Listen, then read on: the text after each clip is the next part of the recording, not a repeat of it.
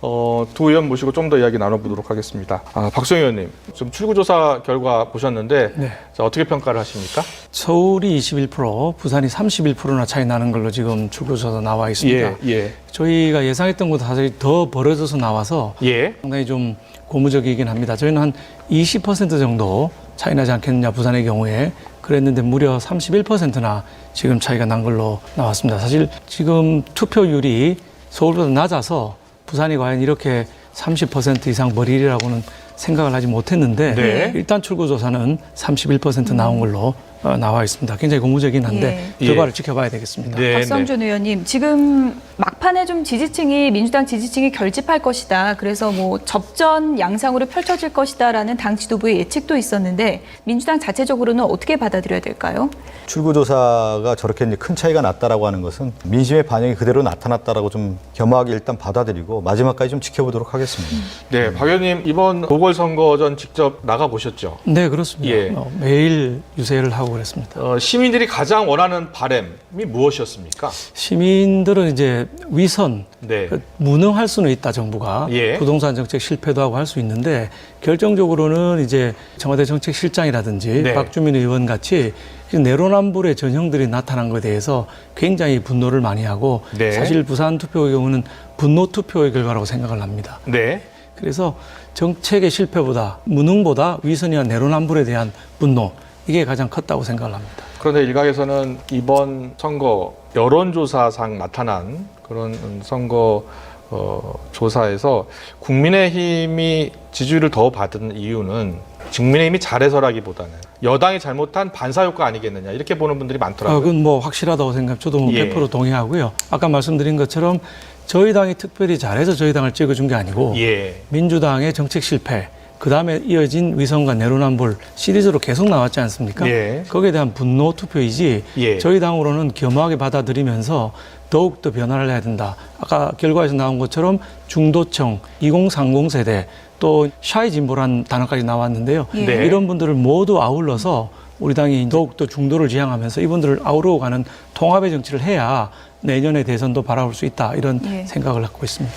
이번에 LH 사태라는 악재가 터졌지만 여당 입장에서는요. 단순히 LH 사태뿐만이 아니라 그동안 쌓여왔던 여당의 실정에 대한 어떤 불만이 드러난 건 아니냐 이런 시각도 있어요. 제가 볼 때는 가장 큰 이슈는 역시 이제 부동산 이슈였다. 그리고 네. 부동산 이슈에 따른 그 세제 문제가 피부에 왔는 민생 문제로서 해결해야 되는 것이 아니냐라고 하는 과제를 남겼다. 그렇게 보고 있습니다. 네. 중도층의 표심을 국민의힘이 얻기까지 어떻게 보면 안철수 대표의 역할도 또 크다는 분석도 있는데 어떻게 보십니까? 물론입니다. 예. 저희 금태섭 의원 또 안철수 대표 이런 분들하고 우리가 드라마를 쓰지 않았습니까? 완전히 토론을 하면서 경쟁을 하면서 드라마를 써서 우리 오세훈 후보가 후보로 나왔기 때문에 그 부분도 굉장히 많이 기여를 했고 아까 여론조사 출구조사 결과에서 보셨지만 2030도 서울의 경우는 상당히 우리 우세한 걸로 예. 지금 나와 있는 거거든요. 이건 저희 당 투표 역사상 처음 있는 일이고요. 이런 분들이 원하는 중도 표심 이런 것들을 잘 저희가 조합을 해야 앞으로 우리 당의 미래, 보수의 미래가 있을 거라고 생각합니다. 중도 확장을 위한 움직임이 좀 가시화될 거라고 당연히 보십니까? 그렇습니다. 네. 뭐 안철수 대표는 어차피 합당을 하겠다고 얘기를 한 부분이 있고요.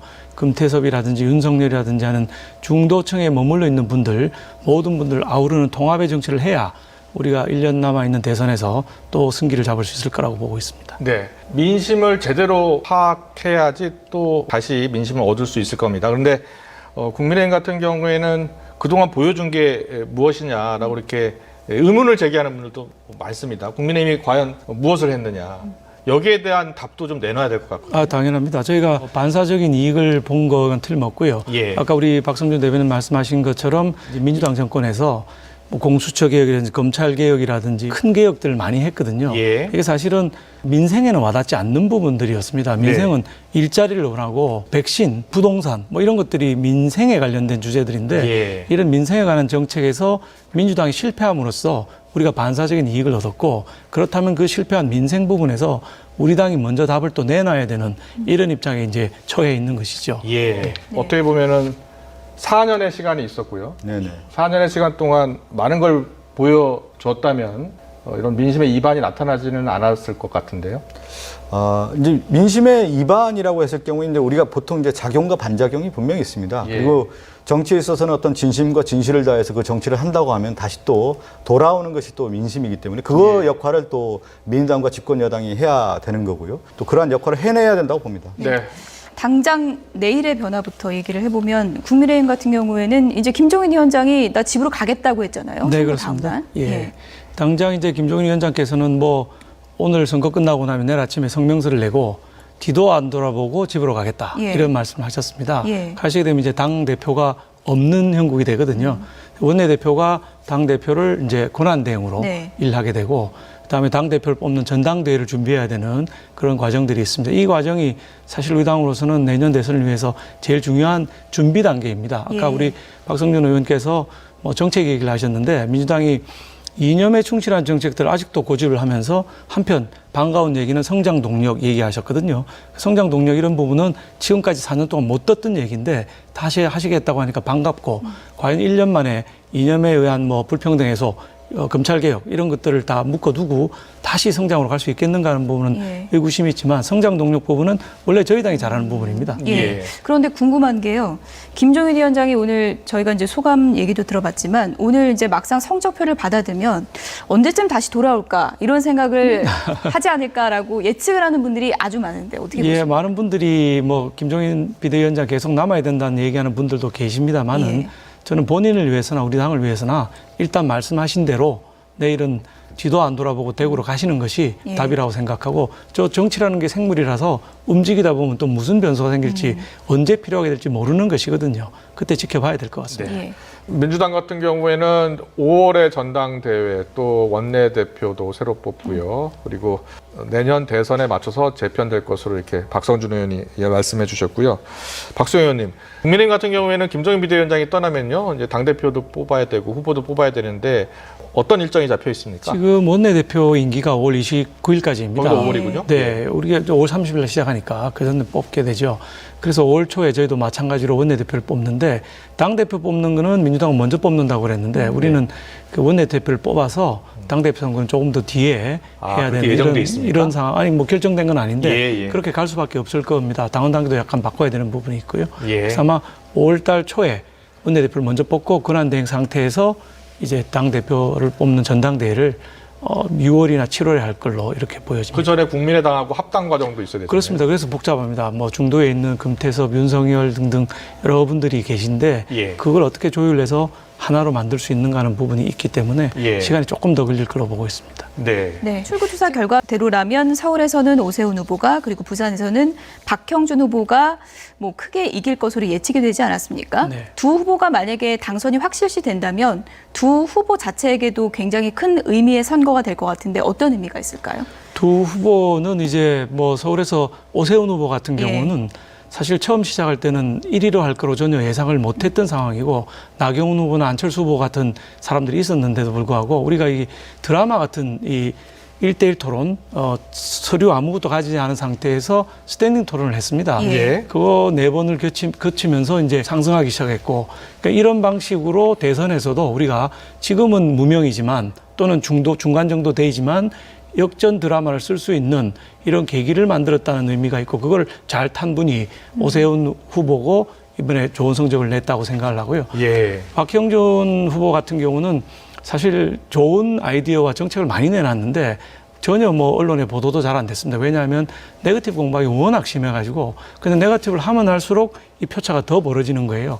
그래서 그만큼 부산 시민들이 성숙되어서 이제는 뭐 근거 없는 네거티브 가지고는 흔들리지 않는다. 부산의 발전, 부산의 경제가 매우 어렵기 때문에 발전을 위해서 기여할 수 있는 후보가 누구인가를 더 많이 본 것 같고 또 부산분들 이런 게 있습니다. 위선, 내로남불 이걸 못 참는 이런 경향이 있기 때문에 그게 또 표심에 반영된 거 아닌가 이렇게 보고 있습니다. 네. 국민의힘 입장에서는 어려운 선거라고 예상을 했었는데 일단은 지금 출구조사 결과로 봤을 때는 크게 앞서는 것으로 나타났잖아요. 그런데 이런 이야기 하는 분들도 있더라고요. 국민의힘 같은 경우에 승리하면 다시 중도로 가는 게 아니라 보수로 가는 경향이 있다. 네. 예. 그렇게 말씀하신 분 당연히 있을 수 예. 있죠. 그러나 저희가 내년에 대선이 있고 저희 당은 그 과거처럼 이렇게 계파가 하나도 없더라고요. 제가 들어와 보니까. 두 분 다 개파가 없다고. 과거에는 뭐 친이계, 친박계, 뭐 황교안계, 홍준표계 이렇게 있었는데 예. 지금 가보니까 없고 네. 초선 의원이 58명이나 됩니다. 예. 초선은 진짜 계파 없는 사람들이 모여 있기 때문에 목소리도 상당히 크고 당의 방향에 영향을 미칠 수 있는 사람들이 모여 있어서 네. 앞으로 방향은 보수로 가기보다는 중도 확장으로 간다. 그것만이 저희가 살 수 있는 길이기 때문에 그렇습니다. 예. 예. 오늘 재보선 결과를 대선 잠룡들도 다 지켜보고 있고 또 앞으로 전국의 변화에 대해서 여러 가지 예측을 할 텐데 국민의힘이 만약에 출구조사대로 결과가 나온다면 많은 분들이 궁금해하는 것 중에 하나가 대선 잠룡 중에 하나로 윤석열 전 총장이 거론되고 있지 않습니까? 네. 국민의힘과 시너지를 내는 방향으로 갈 것으로 전망하십니까? 어떻게 보십니까? 저는 아무래도 그럴 거라고 봅니다. 윤석열 총장이 취할 수 있는 방법이 신당을 만들거나 제3지대 이번에 안철수 대표처럼 머물다가 예. 하거나 아니면 우리 당으로 들어오거나 세 가지가 있는데 안철수 대표까지 우리 당으로 합당을 하게 되면 남은 지대가 별로 많지 않거든요. 그래서 결국은 우리하고 같이 해서 예. 또 한 번의 드라마를 만들 노력을 하지 않겠냐. 안철수 대표의 경우에도 사실은 밖에 국민의당으로 머무르는 게 아니라 우리 당으로 들어왔더라면 우리 당 당원들 투표에서 적어도 한 30%는 가져갔을 것이기 때문에 이길 수도 있는 게임이었다. 예. 근데 결국 밖에 있다 보니까 당과 당의 싸움이 됐고 당의 크기가 워낙 우리 당이 압도적으로 크기 때문에 이기기는 어려운 선거였는데 조금 더 일찍 결심해서 들어왔더라면 좋은 결과를 가져올 수도 있었을 거라 봅니다. 윤석열 총장이 그걸 보고 있을 거란 얘기죠. 예. 근데 박수영 의원님은 그렇게 생각할지 모르겠습니다만 국민의힘 안에서는 윤석열 전 총장에 대해서도 반감 갖고 있는 의원들도 있는 것으로 알고 있거든요. 네, 근데 뭐 여론조사 보셔서 아시겠지만 대구에서도 이 윤석열 총장이 제일 아킬레스건은 박근혜 대통령의 탄핵에 앞장섰다는 거 아니겠습니까? 근데 대구에서도 여론조사에서 압도적으로 1등을 하고 있거든요. 예. 대구 주민들이 이미 용서를 했다. 그리고 이분이 무슨 사과매여서 한 게 아니라 법치와 공정을 주장하면서 그걸 추진해온 사람이라고는 신뢰가 있는 거라고 보고 있습니다. 윤석열 전 총장 같은 경우에는 뭐 지금 야권 후보로 분류가 되고 있습니다만 사실은 문재인 정부의 검찰총장이잖아요. 그렇습니다. 그리고 그동안 대선 잠룡 여론조사들 보면 국민의힘 출신 후보들은 거의 없어요. 그러니까 예. 이번에 우리가 그 오세훈 후보가 스토리를 썼고 예. 박형준 후보가 스토리를 쓴 것처럼 토론 과정, 우리가 정말 스탠딩 토론을 아무 주제 없이 아무 서류 없이 했거든요. 예. 그런 과정을 통해서 국민들한테 민낯을 보여줬는데 그런 과정이 진행되면 우리 당이 가진 후보들도 여러 명 있거든요. 예. 뭐 원희룡이 또 있고 유승민도 있고 등등 여러 명의 이제 대권 잠룡들이 있는데 이분들한테도 기회가 갈 수 있다. 지금은 조용하지만 예. 그래서 다시 한번 성공 스토리를 우리가 쓸 기회가 올 것이다 이렇게 보고 있습니다. 네. 윤석열 전 총장을 뭐 끌어안는다라고 표현할까요? 그렇다면 결국은 중도 확장이라는 이슈로 가게 될 텐데 향후 지도부 결정할 때도 그런 점이 많이 감안될 거라고 그게 보십니까? 굉장히 중요한 포인트죠. 예. 또 국민들은 당 대표가 누가 되느냐 또는 원내대표가 누가 되느냐를 보면서 우리 당이 어느 쪽으로 가겠다라고 판단을 하실 가능성이 있습니다. 당의 얼굴이니까. 예. 그래서 그 부분들을 우리 의원들 그리고 당원들이 투표할 때 염두에 두고 해야 우리 당이 4연패했지 않습니까? 이건 보궐선거이고 예. 예. 정상적인 선거에서 4연패를 한 정당이기 때문에 다음 돌아오는 선거, 즉 그게 대선이기 때문에 더더욱더 중요한 것입니다. 그래서 모든 의원들과 당원들이 이 문제를 예리하게 보고 판단해 주실 거라고 믿고 제가 한 있습니다. 말씀 덧붙여도 예. 될까요? 네. 보통 이제 대선 과정의 중간 선거는 보통 회고적 투표라고 얘기 많이 하거든요. 회고적 예. 투표. 이 얘기는 뭐냐면 정권이 잘했는지 못했는지에 대한 어떤 심판적 성격이 강하기 때문에 회고적이다라는 거죠. 과거의 결과들을 보고 이제 투표를 한다라고 하는 것이고 대선은 뭐냐면 전망적 투표라고 합니다. 예. 이 사람이 어떤 일을 더 잘할 것이냐에 대한 예. 부분을 하게 되는 것이죠. 그래서 대선 과정에서 철저한 검증이라는 것이 정치적 훈련을 잘 받았느냐예요.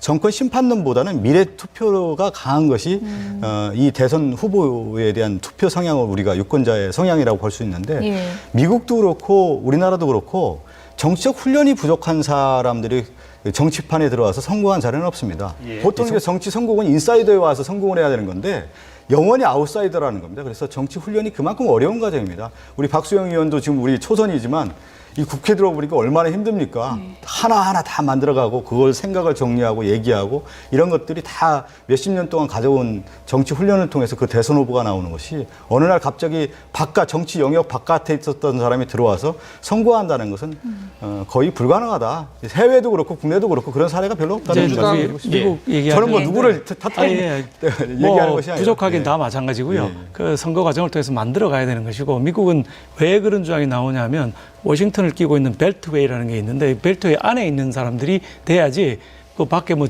주지사 하던 사람 이런 사람 와서는 지미 카터처럼 실패할 거라 이런 얘기들을 하는 거거든요.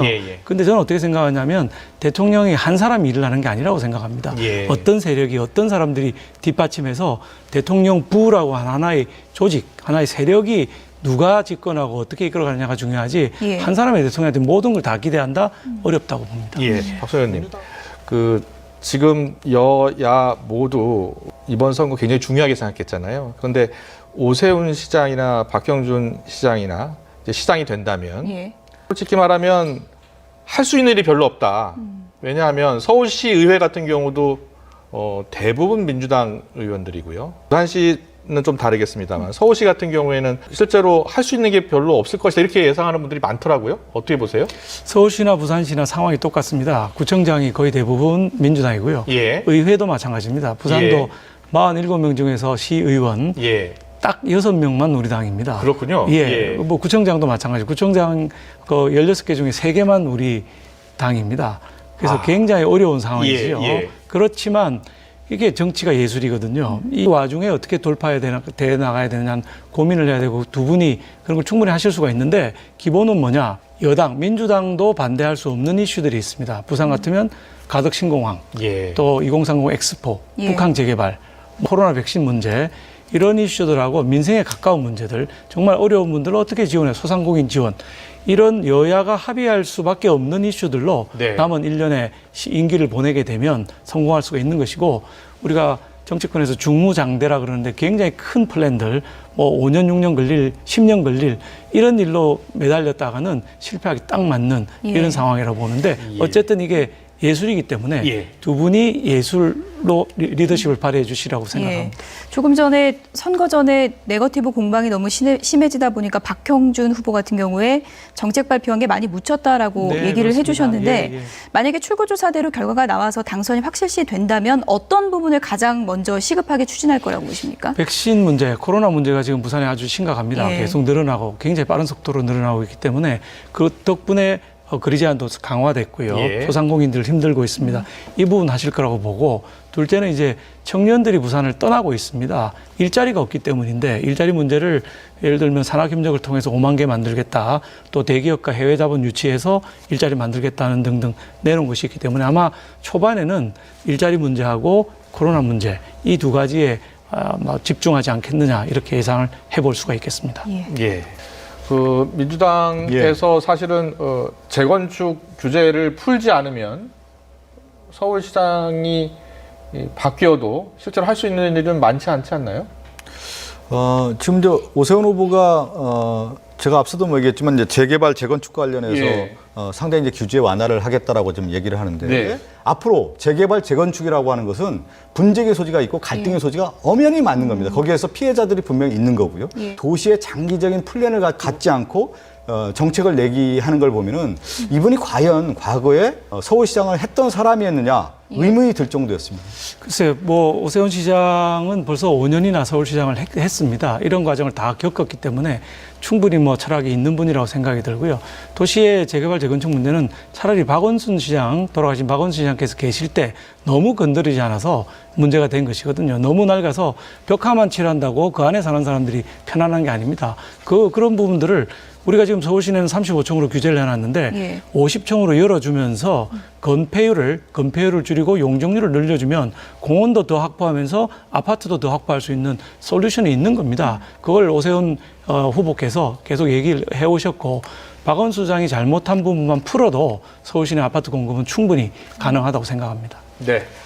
오세훈 후보 같은 경우에는 당내 경선에서도 나경원 후보한테 좀 밀렸었잖아요, 초반에는. 초반에 많이 밀렸죠. 많이 밀렸다가 극적으로 이겼고, 그리고 안철수 후보한테도 크게 밀렸다가 결국은 후보가 됐습니다. 옆에서 지켜봤는데 어땠습니까? 그 뭐 하나의 드라마죠. 사실 처음에는 뭐 나경원 후보한테 한참 져서 예. 나경원 대세론이 사실 마지막까지 있었습니다. 예. 근데 토론 과정에서 역시 5년의 서울시장 이 경험을 무시 못하겠더라고요. 예. 정확한 이해, 역사에 대한 문제, 히스토리를 다 알고 이제 답변하는 이 안정감 이게 매우 컸던 것 같고요. 예. 그래서 이제 뭐 나경원 후보를 꺾었고 나경원 후보를 꺾은 힘으로 그 동력으로 다시 안철수 후보를 꺾게 됐거든요. 네. TV 토론할 때 우리 오세훈 후보든 박형준 후보든 두 분이 너무 잘하시는 거예요. 예. 박형준 후보도 사실 부산에서 우리 내부 경선에서 4번의 토론, 스탠딩 토론이 있었는데 네. 전부 1등을 압도적으로 했고요. 네. 그다음에 이제 김영춘 후보하고 또 4번 토론이 있었는데 예. 다 압도적으로 이기는 이런 토론을 했습니다. 그래서 이번에 변화 중에 하나가 이렇게 토론을 통해서 민낯을 드러내는 토론 예. 이런 것들이 굉장히 그 앞으로 우리 선거 과정에서 정치 풍토를 바꾸는데도 크게 기여하겠다 이런 생각을 제가 했습니다. 궁금했던 게 그 오세훈 후보와 나경원 후보의 결정은 여론조사로 했잖아요. 네. 그래서 당심은 나경원 후보 쪽이었는데 민심은 또 오세훈 후보 쪽이었다. 그래서 100% 여론조사로 실시했었던 경선에서 오세훈 후보가 된 것 아니냐 이런 이야기가 그런 있더라고요. 점도 있습니다. 사실 맞습니까? 100% 예. 시민 여론 하니까 나경원 후보의 경우에는 이 황교안 대표 시절에 원내대표를 하면서 길거리에서 이제 아스팔트 우파라고 하는 분들하고 같이 시위를 많이 벌였지 않습니까? 그 당내 당원들은 또 좋아하는데 예. 시민들은 그걸 별로 안 좋아해요. 예. 근데 오세훈 후보는 그 반대입니다. 시장을 던지고 나갔잖아요. 예. 그러니까 당원들은 왜 던지고 나갔느냐, 예. 잘못했다 이런 예. 비판적인 분위기가 많은 반면에 전체 서울 시민들은 또 중도 성향의 괜찮은 사람이다. 이래 보기 때문에 투표를 당원 50과 시민 50으로 했으면 어떻게 읽었는지 모릅니다. 어쩌면 나경원 후보 이겼을 수도 있습니다. 근데 100% 시민 여론조사로 하다 보니까 예. 오세훈 후보가 토론 과정에서 보여준 실력과 100% 시민 여론조사라는 이 두 가지가 결합이 돼서 우리 당 내부 경선에서 1등을 하게 된 그런 그렇군요. 예. 출구조사 결과가 이제 개표 결과로 이어질지 저희가 이제 지켜봐야 되는 부분이고요. 만약에 최종 그렇게 결정이 된다면 어쨌든 서울시장의 얼굴이 10년 만에 바뀌게 되는 상황이잖아요. 네. 국민의힘 입장에서는 굉장히 큰 의미가 있다고 할 수 있을 텐데 어떻게 받아들이십니까? 그렇습니다. 저희가 아까도 말씀드린 것처럼 뭐 4번의 선거에서 연달아 다 졌거든요. 예. 부산도 뺏기고 서울도 뺏기고 뭐 다 졌는 상황에서 수도와 제2도시 이걸 탈환했다는 게 굉장히 의미가 있는 것이고요.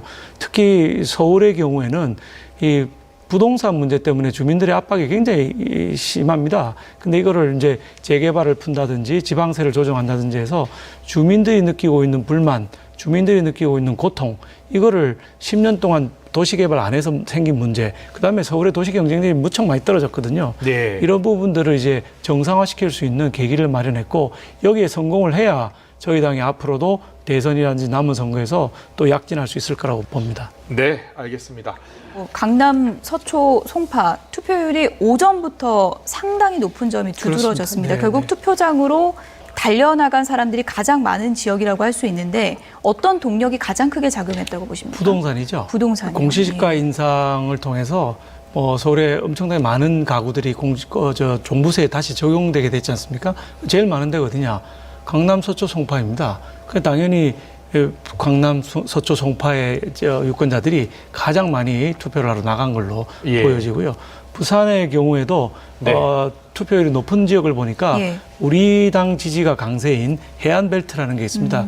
해운대, 수영, 남구, 예. 동구, 서구 이쪽에 투표율이 높았고요. 예, 어떤 이슈입니까, 그곳은? 거기도 마찬가지죠. 거기도 이제 해운대 같은 데는 부동산 예. 이게 크고요. 나머지 지역들은 부동산의 가격 자체, 즉 종부세 적용보다는 소위 위선, 내로남불 이런 거에 대해서 분노하는 사람들이 굉장히 많이 나왔고, 상대적으로 투표율이 낮은 데가 어디냐? 낙동강 벨트라고 부르는 강서, 북구, 사하 있는 이쪽이 저희가 좀 약세 지역인데 여기 예. 투표율이 또 낮았던 거예요. 예. 그러니까 우리 지지자들이 많은 쪽은 높고 예. 그랬군요. 우리 아는 쪽은 또 낮게 나간 걸로 투표율로 봤을 때는. 투표율로 예. 봤을 때 아까 샤이 진보는 그 여론조사에 응답하지 않고 투표는 나가는데 네. 제가 보기에는 샤이 진보보다 한 걸음 더 나가서 투표 자체도 안 나간 민주당 지지자들이 상당히 있다. 예. 이렇게 볼 정도로 정책에 대한 실망, 다른 사람들 보기에 좀 부끄러움 이런 것들이 겹친 선거가 아니었나 예. 생각이 듭니다.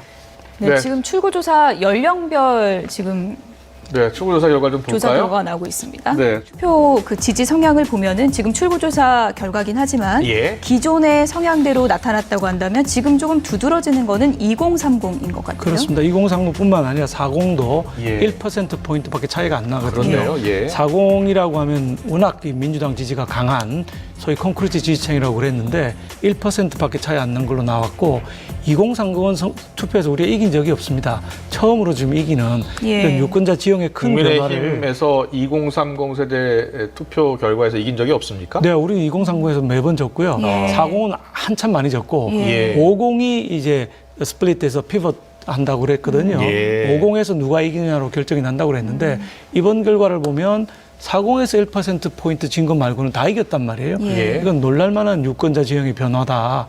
얘네 우리 숙제다. 우리 당은 앞으로 이걸 어떻게 이끌어갈 것이냐. 2030, 그다음에 아까 샤이 진보 이런 분들을 어떻게 우리 당으로 계속적으로 가져갈 수 있을 것인가. 아까 말씀드린 것처럼 우리가 잘해서라기보다 예. 민주당이 잘못해서 우리 쪽으로 온 표이기 때문에 예. 확고하게 우리 당으로 이제 갈 수 있는, 통합할 수 있는 이런 노력이 우리 당이 가지는 숙제라고 볼 수 있겠습니다. 예.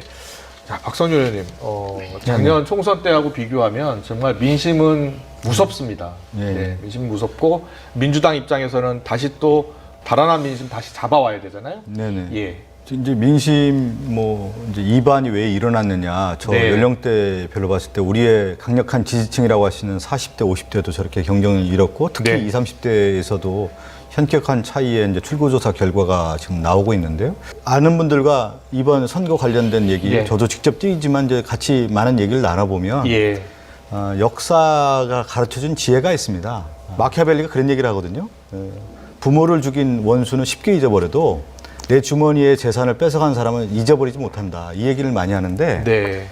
나의 집이 올라가서 공시지가가 올라가는 건 당연한 건데 예. 사실은 공시지가가 올라가면서 세제에 의한 세금을 내는 문제가 있다. 그것도 이제 어떻게 보면 그 일정된 한정된 부분이긴 한데 이분들의 반감이 매우 컸다라고 하는 것이 전체적인 어떤 기류였던 것 같습니다. 이번 4.7 보궐선거의 예. 반영이 아니었겠느냐라고 생각이 좀 들어서 사실은 공시지가가 네. 그 종부세에만 관련되는 것이 아니고 예. 18개에 관련이 됩니다. 예. 재산세도 있고요. 주담대, 주택담보대출도 올라가게 되고 또 제일 중요한 게 건보료예요. 건보료가 이 공시지가 연동이 되기 때문에 네. 앞으로 이제 7월 달에 건보료 청구서를 받게 되면은 굉장히 많이 올라간 걸 보게 될 겁니다. 네. 그래서 단순히 공시지가의 인상이 아니라 이게 18개 연동이 된다는 걸 예. 아는 국민들은 아주 뭐 기절을 할 그렇군요. 사실은 이제 세제와 예. 관련된 부분에 네네. 있어서 계속 그 보완하면서 정부 정책에서 만들어 왔습니다. 그래서 1인 1가구에 관련해서는 세제 오히려 혜택 받는 분들도 많이 계셨는데 오히려 지금 전체적인 여론을 볼 때 공시지가 올라가고 세금을 내는 부분이 다른 분들에게도 영향을 미치는 그런 효과가 나왔기 때문에 저는 저런 출구조사 결과가 나오지 않았냐. 그리고 조심스럽게 좀 예측하고요. 예, 아파트가 올랐으니까 공시가 올라가는 게 당연하다 이렇게 생각할 수도 있지만 네. 아파트 값을 올리는데 1가구 1주택 자기가 했다고 생각이 안 들거든요. 예. 잘못된 정부 정책 올랐다고 생각하기 때문에 더더욱 분노한 거라고 네, 봅니다. 알겠습니다. 이번 재보신 민심을 여야가 확인을 하게 되고요. 그 확인하면서 여러 가지 또 정책 변화도 예상이 예. 됩니다. 재보궐선거 뉴스특보로 전해드리고 있습니다. 오늘 두 의원님은 여기서 네. 인사드리겠습니다. 네, 오늘 더불어민주당 박성준 의원, 국민의힘 박수영 의원 두 분 오늘 긴 시간 동안 함께해 주셔서 고맙습니다. 감사합니다. 예.